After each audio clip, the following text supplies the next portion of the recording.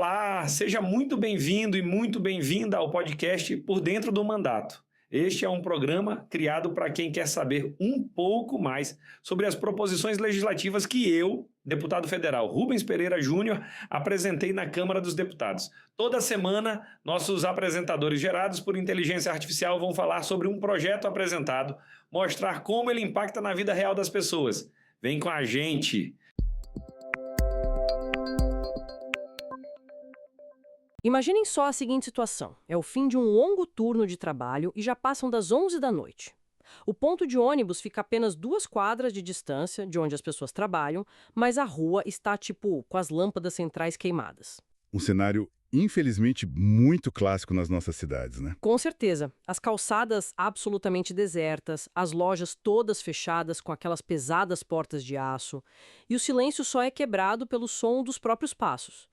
Para grande parte da população, fazer esse trajeto não é só um pequeno incômodo na rotina. É um verdadeiro cálculo diário de sobrevivência. É bem por aí.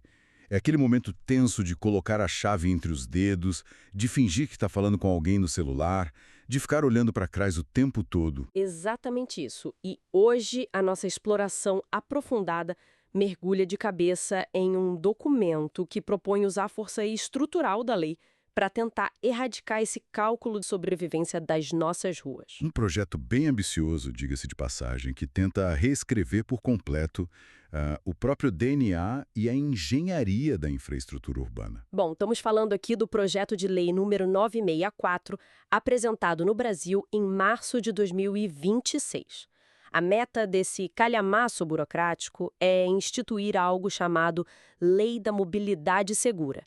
E, para dar o contexto adequado à nossa análise para quem nos acompanha, é muito importante notar as fontes. Sim, fundamental fazer esse adendo inicial. O documento foi desenhado pelo deputado Arlindo Chinalha, junto com dezenas de outros parlamentares do Partido dos Trabalhadores, o PT, ou seja, um grupo que compõe o espectro político de esquerda no Brasil.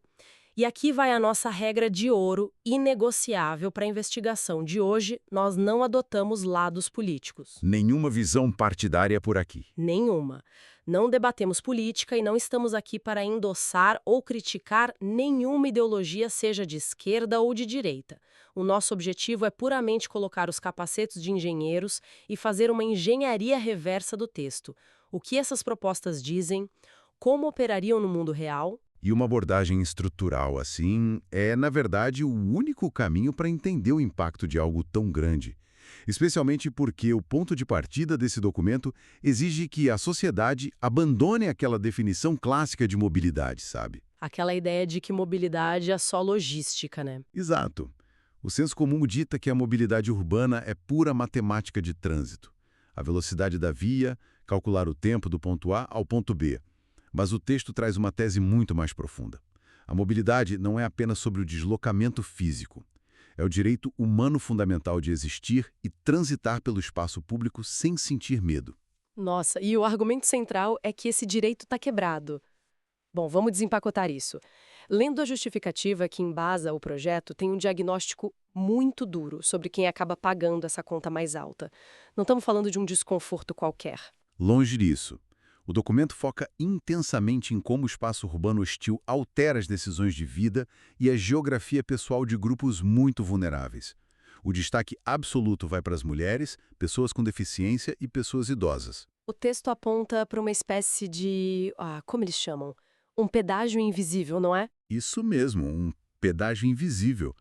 É o medo que obriga alguém a recusar uma promoção no emprego, simplesmente porque o novo turno terminaria muito tarde e a volta seria perigosa. Verdade. Ou a necessidade de alterar rotas, pegar caminhos muito mais longos. Ou até trancar a matrícula na universidade, porque o trajeto até o ponto de ônibus não oferece segurança à noite. O projeto faz um recorte social específico, destacando que as mulheres negras e trabalhadoras são as que mais sofrem as consequências dessa barreira, perdendo oportunidades enormes de ascensão econômica. E a primeira frente de ataque do texto para derrubar essa barreira vai direto na economia moderna de transporte. Eu estava lendo a seção sobre as regras impostas aos aplicativos, tipo Uber e outros, e confesso, fiquei com umas dúvidas. Parece ser um desafio gigantesco para essas plataformas.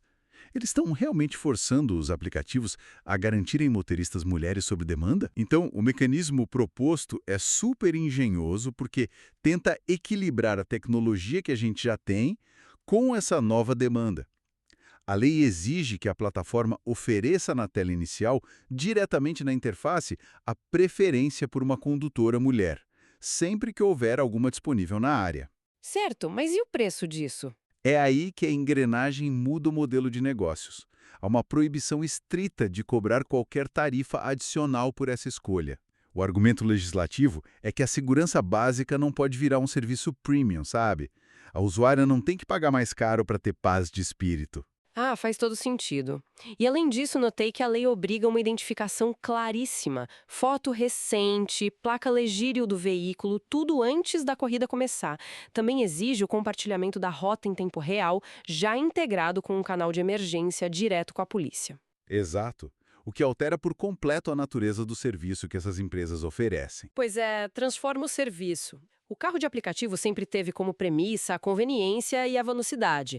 A ideia era o algoritmo de fazer chegar rápido, mas com essas camadas de identificação, rota rastreável e canal de pânico, isso transforma o carro numa espécie de cápsula de segurança hipervigiada. Uma analogia perfeita. A prioridade deixa de ser chegar rápido para ser basicamente chegar ileso. E mergulhando nos artigos da lei, notei uma preocupação enorme com os dados que são gerados dentro dessa cápsula. Como isso funciona? O que é fascinante aqui é a forma como o texto lida com a preservação de dados em caso de denúncia. O projeto impõe protocolos muito rígidos de preservação de informações quando há algum relato de violência. E, claro, o texto tem a cautela de exigir que tudo isso obedeça à LGPD, a Lei Geral de Proteção de Dados, garantindo a privacidade até que uma investigação exija as informações. Mas na prática, para quem está sentado no banco de trás, como isso funciona como uma proteção real? Pensa bem, historicamente, a maior dificuldade de provar uma agressão num ambiente fechado, como um táxi ou um carro alugado, é o limbo jurídico. Torna-se a palavra da vítima contra a palavra do agressor. Não tem testemunho. Ah, entendi. Fica aquela disputa de narrativas. Exatamente. Ao obrigar a preservação técnica, a lei propõe usar as informações que as empresas já coletam, tipo GPS, desvios de rota, paradas não programadas, a velocidade, e transformar isso numa cadeia de custódia digital. Uau! Então os dados deixam de servir só para a empresa lucrar com o algoritmo e passam a ser provas materiais instantâneas. É quase como uma perícia técnica automática, removendo aquela invisibilidade do ambiente privado. Precisamente. Cria-se um rastro digital inegável. Essa cadeia garante que o relato tenha um respaldo tecnológico imutável, agilizando muito a apuração criminal. Certo. Então a gente tem essa cápsula digital super segura no carro, mas isso nos leva a um ponto de ruptura na jornada da pessoa, né? O carro chega no destino, a porta se abre e a pessoa precisa pisar numa rua escura, com calçada quebrada, sem luz. É um momento de maior vulnerabilidade. Toda aquela infraestrutura de dados evapora no segundo em que o pé toca o asfalto. Como essa lei tenta construir uma ponte entre o carro e uma cidade que parece não ter sido feita para proteger quem anda a pé, o que nos leva à nossa segunda parte da análise, a revolução do transporte público tradicional e do espaço ao redor. E o mecanismo de transição que eles usam para fechar essa lacuna é a política de desembarque flexível. É uma alteração brutal no dia a dia. A proposta assegura que mulheres, idosos e pessoas com deficiência tenham o direito de pedir para descer fora do ponto regular de ônibus. E isso vale para qualquer hora? A aplicação foca prioritariamente no período noturno, definido pela lei como um intervalo entre as 19 horas e as 6 da manhã, principalmente quando o ponto oficial fica em uma área considerada de risco. O foco sendo encurtar a caminhada solitária no escuro. O ônibus deixa a pessoa na esquina mais próxima de casa. Mas aqui, eu preciso ser a advogada do diabo. Quem trabalha com tráfego deve estar em pânico lendo isso. Se um ônibus enorme começa a parar em qualquer lugar, isso não vira um caos logístico nas tabelas de horário? É a primeira objeção que todo mundo faz. E tem mais, e as leis de trânsito? O motorista decide ser prestativo, para fora do ponto numa avenida e a empresa toma uma multa pesada. Como não vira uma anarquia total? Esse questionamento é o grande argumento das operadoras, mas observar as salvaguardas no texto traz uma clareza diferente. A lei não propõe uma anarquia onde ônibus vira um táxi. Existem critérios objetivos. Primeiro, uma proteção jurídica clara, os motoristas e operadoras ficam isentos de punições administrativas se a parada for para cumprir essa lei de segurança. Ah, então cria-se uma blindagem legal. O motorista pode agir com tranquilidade. Exato, mas com grande asterisco. A lei exige compatibilização com a segurança viária. É proibido parar em vias de alta velocidade, viadutos ou cruzar esquinas perigosas. A flexibilidade ocorre nas rotas de bairro, onde parar é fisicamente seguro para o trânsito, mas caminhar seria um risco para a pessoa. Entendi. Então tem regras rígidas de onde pode e onde não pode. Sim, e o texto inclusive cita exemplos reais. Locais como Toronto, no Canadá, já fazem isso com o programa Request a Stop desde os anos 90. E no Brasil, capitais como Natal, Maceió e Fortaleza já testaram. E os dados mostram que não há colapso nenhum, porque a demanda noturna tem um fluxo de trânsito muito menor. Dá margem para paradas rápidas sem destruir a pontualidade. Mas a lei também propõe uma intervenção na arquitetura da cidade. E aqui a gente encontra uma teoria do urbanismo muito profunda citada no projeto, mencionando a lendária Jane Jacobs. Jane Jacobs é um pilar dessa discussão. O texto evoca o conceito dos olhos na rua, que ela imortalizou nos anos 60. Ela demonstrou que a segurança pública não é colocar uma viatura em cada esquina. A segurança vem da presença contínua de pessoas usando o espaço. O tal do balé das calçadas, né? Exatamente. Comércio aberto, residências misturadas, pessoas observam umas às outras. Essa vigilância natural é o maior inibidor de crimes. E o projeto moderniza isso com um conceito técnico chamado CPTED. CPTED? Confesso que essa sigla parece nome de equipamento militar. O que significa isso? Significa Crime Prevention Through Environmental Design, ou prevenção de crimes através do desenho ambiental. É a comprovação de que o crime não ocorre no vácuo. Ele acontece onde a geometria do espaço facilita a abordagem. Como assim a geometria do espaço? Tem como dar um exemplo visual para quem está nos escutando? Claro, pense numa parada de ônibus tradicional. Se o abrigo é feito com placas grossas de concreto armado, esse design cria pontos cegos gigantescos, cria sombras à noite e esconde quem está atrás.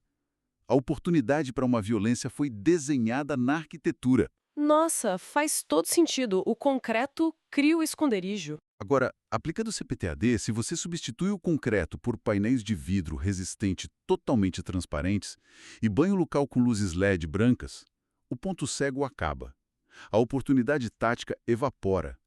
Iluminação e visibilidade não são estética urbana, são tecnologia de segurança pública silenciosa. E aqui é que a coisa fica realmente interessante. Mudando o foco para o lado de fora do veículo, lendo as propostas práticas, eles exigem botões de emergência nas paradas, totens com vídeo para falar com agentes e até aplicativos de horários para a pessoa não ficar esperando no escuro à toa. Diminuir o tempo de exposição é vital. Se o aplicativo diz que o ônibus chega em 20 minutos, não precisa ficar na esquina deserta. A pessoa espera dentro de um comércio e sai na hora exata. Isso nos leva à exigência dos chamados planos intermodais. Intermodais. O que isso abrange na prática? A segurança não pode acabar no ponto de ônibus. O risco acompanha a pessoa pela calçada até a maçaneta de casa. O plano intermodal exige iluminar e reformar também a mobilidade ativa, ou seja, as calçadas e as ciclovias. O projeto precisa cobrir a rota completa. Uma visão impecável na teoria, calçadas iluminadas, sem pontos cegos, totens com câmeras. Mas chegamos na pergunta óbvia. A construção civil é cara. A tecnologia é caríssima. De onde vem o dinheiro para pagar essa conta em milhares de cidades no Brasil? A questão financeira é sempre o teste de fogo, né? O artigo 14, parágrafo 4º, tenta erguer uma arquitetura de financiamento plural. Menciona fundos de uma futura lei complementar 227. Mas o grande pulo do gato está nos contratos de concessão pública. Ou seja, eles querem jogar a obrigação para as empresas privadas de ônibus. Exatamente isso. A premissa é que novos editais ou renovações de concessões de transporte público incluam essas infraestruturas como obrigação contratual. A empresa ganha o direito de explorar a frota, mas tem que instalar os abrigos de vidro, os botões e a iluminação. Mas espera, se a empresa assume o custo de toda essa infraestrutura, ela não vai simplesmente repassar isso para o preço da passagem de ônibus? Isso faria a tarifa explodir. É um risco claro. Por isso o projeto abre portas para receitas acessórias. Um subsídio cruzado. Aquele ponto de vidro passa a ter painéis digitais para publicidade de alto valor. o faturamento dos anúncios paga a internet do botão de pânico. Além disso, as cidades podem fazer operações de crédito com juros baixos para diluir o custo ao longo de décadas. Entendi. A publicidade banca a manutenção da segurança. Se conectarmos isso ao panorama geral das políticas públicas, fica evidente que o projeto é um giro completo na forma como o Estado lida com a violência. Sem dúvida alguma. Historicamente, quando ocorre um crime chocante, o que o Congresso faz? Aumenta penas criminais. Acredita-se que punições mais severas no futuro vão dissuadir o crime hoje. O famoso populismo penal, que só age depois que a tragédia já aconteceu. Exato, atua no retrovisor. O sistema só liga quando o trauma já existe. O que essa lei tenta fazer é investir na prevenção situacional. A infraestrutura física muda para tornar a oportunidade logística de cometer o crime inviável antes mesmo dele acontecer. Então, o que tudo isso significa para nós no final do dia? O grande momento de virada de chave, para quem acompanha a nossa análise, é perceber que calçadas mal iluminadas e regras rígidas de parada não são só um inconveniente do orçamento público. Não são acidentes, são escolhas. Exato. Operam como reprodutores de desigualdade social, são muros invisíveis que limitam a autonomia humana, fazendo as pessoas abrirem mão da própria vida só pelo instinto de chegar vivas em casa. Essa é a utilidade prática de entender essas leis. Na era da informação, entender esse esqueleto invisível da cidade empodera quem escuta a observar as ruas com um olhar muito mais aguçado. Passamos a ver onde o medo foi construído por um design ruim. É uma mudança de perspectiva tremenda. E para a gente começar a encerrar, me veio um pensamento provocativo que não está escrito nas páginas desse projeto de lei, mas é uma extensão natural dele. Se o nosso ambiente dita o nosso comportamento e a nossa ansiedade. O que a neurociência já comprova há muito tempo, inclusive. Sim. O que aconteceria com a psicologia de uma sociedade se as ruas deixassem de ser uma selva de sobrevivência e virassem espaços de cuidado ativo? O que nós faríamos com toda essa energia mental que hoje gastamos apenas para não sentirmos medo ao voltar para casa à noite? Imaginem a força produtiva e criativa que seria destravada no mundo. É de deixar qualquer um refletindo. Uma cidade que cura em vez de adoecer. Pois é, foi uma exploração profundamente estimulante hoje. Agradecemos muito a companhia de quem nos escutou em mais esta investigação das engrenagens que moldam o nosso espaço. Mantenham a mente crítica, continuem questionando as regras invisíveis ao redor e até a próxima análise aprofundada. Obrigado por escutar este episódio. Compartilhe com seus amigos e familiares e também nos siga nas redes sociais pelo @RubensPereiraJúnior com JR no final para ficar por dentro do nosso mandato. Até a próxima!